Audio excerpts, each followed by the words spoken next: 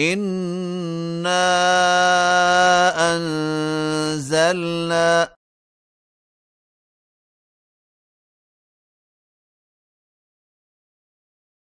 إِلَيْكَ الْكِتَابَ بِالْحَقِّ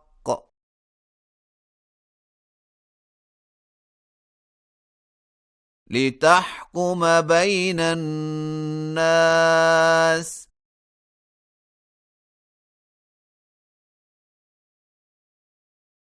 بِمَا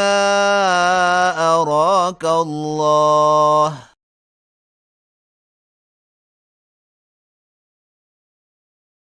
وَلَا تَكُن لِّلْخَائِنِينَ خَصِيمًا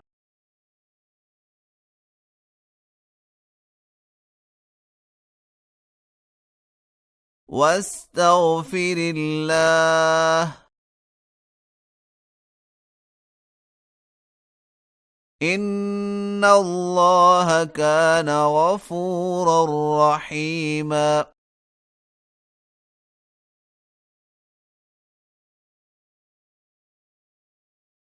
وَلَا تُجَادِلْ عَنِ الَّذِينَ يَخْتَانُونَ أَنفُسَهُمْ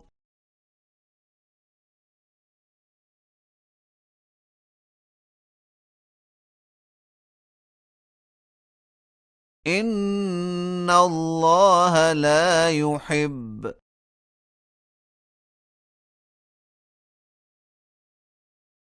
مَن كَانَ خَوَّانًا أَثِيمًا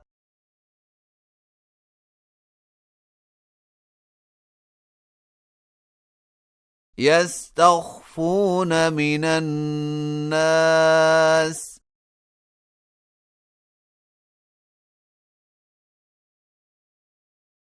وَلَا يَسْتَخْفُونَ مِنَ اللَّهِ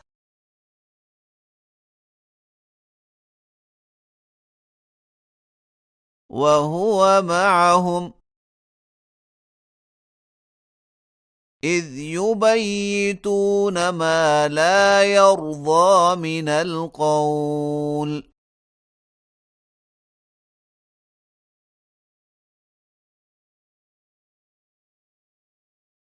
وَكَانَ اللَّهُ بِمَا يَعْمَلُونَ مُحِيطًا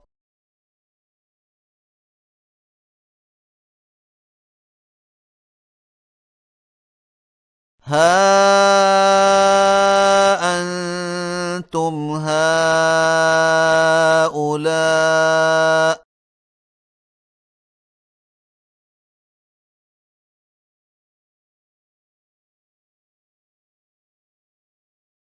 جَادَلْتُمْ عَنْهُمْ فِي الْحَيَاةِ الدُّنْيَا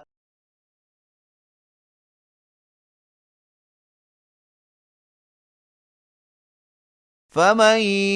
يُجَادِلُ اللَّهَ عَنْهُمْ يَوْمَ الْقِيَامَةِ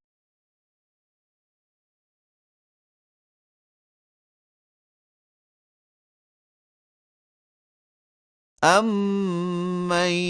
يَكُونُ عَلَيْهِمْ وَكِيلًا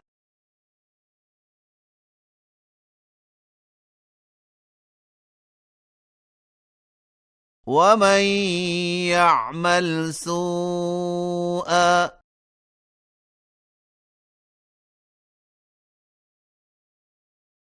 أَوْ يَظْلِمْ نَفْسَهُ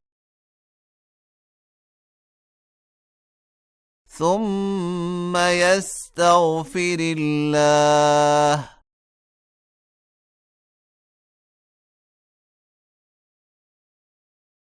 يَجِدِ اللَّهَ غَفُورًا رَّحِيمًا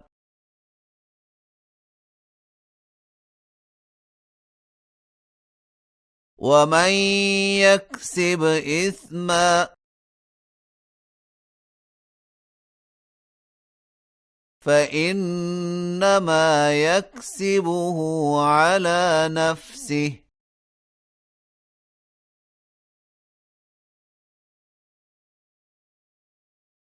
وَكَانَ اللَّهُ عَلِيمًا حَكِيمًا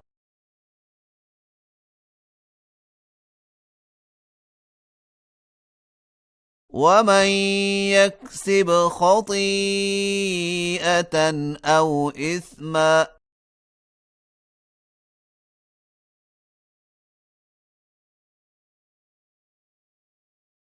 ثم يرم به بريئا